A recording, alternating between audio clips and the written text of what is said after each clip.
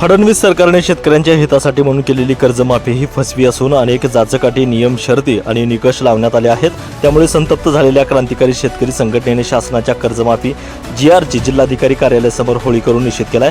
गौऱ्याचा जाळ आणि धूर करत यावेळी जिल्हाधिकारी कार्यालयासमोर होळी पेटवण्यात आली। त्यानंतर बोंब मारत कर्जमाफी जीआरची होळी करण्यात आली। तसेच शेतकरी नेते रविकांत तुपकर यांनी बुलढाणा येथे जे अन्नत्याग आंदोलन सुरू केले त्या आंदोलनाला पाठिंबा देत आतापर्यंतच्या इतिहासातील पहिला लबाड मुख्यमंत्री असल्याची टीका देखील शेतकरी संघटनेने केली।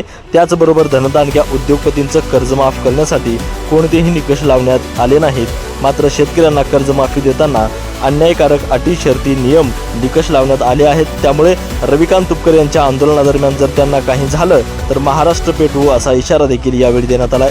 नितीन बनसोडे, एकमत डिजिटल, लातूर।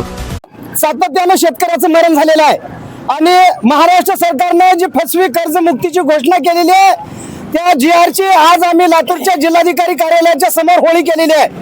खरं तर काल क्रांतिकारी शेतकरी संघटनेचे नेते, महाराष्ट्रातील शेतकऱ्याचा संघर्ष योद्धा माननीय रविकांतजी तुपकर साहेबांनी कालपासून बेमुदत अन्नत्याग आंदोलन त्यांच्या राहत्या घरी बुलढाणा येथे केलेलं आहे।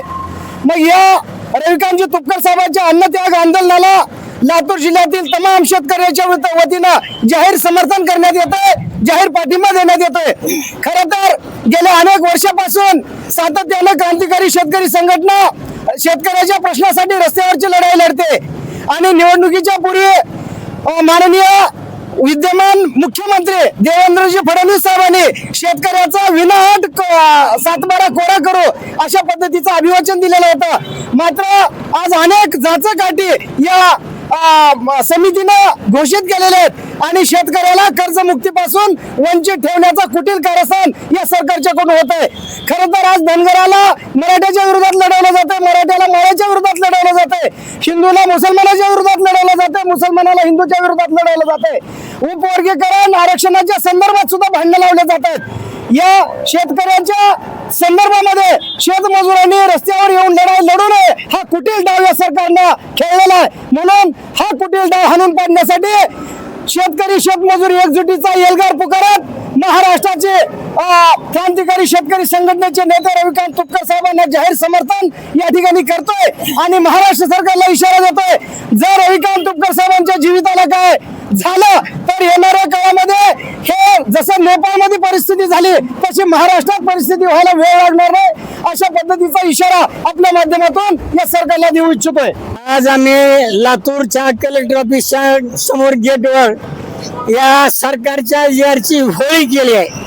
त्याचं कारण असं आहे, आजपर्यंतच्या इतिहासात एवढे मुख्यमंत्री होऊन गेले पण असला लबाड मुख्यमंत्री आतापर्यंतच्या इतिहासात झाला नाही। त्याचं कारण असं आहे, बघा 16 लाख कोटी रुपये उद्योगपतीचे माफ केले, त्यावेळी त्यांनी कसल्याच प्रकारचा निकष लावला नाही हो। आणि आता शेतकऱ्याला द्यायचं म्हणलं अटी, शर्ती, निकष सगळे कार्याने लावायला सुरुवात केली। म्हणजे जेवढं कमीत कमी शेतकरी ह्या निकषामध्ये बसतील एवढ्याच कर्जमाफी द्यायची, बाकीची द्यायची नाही। बाकीच्याला तोंड काळं पुसणार, तोंडाला पानं पुसायचे असा लबाड मुख्यमंत्री आतापर्यंतच्या इतिहासात गावात झाला नाही। पण या जरा का मुख्यमंत्री साहेब, आमचे नेते तुपकर साहेब बुलढाण्यामध्ये बसलेले आहेत आणि त्यांच्या जीवाला जर काही झालं तर अख्खा महाराष्ट्र पेटवायला ही क्रांतिकारी शेतकरी संघटना कमी करणार नाही, हे लक्षात ठेवा। यावेळेस इशारा मी तुम्हाला आजच्या या कार्यक्रमामध्ये देतोय, बाकी काही नाही। धन्यवाद।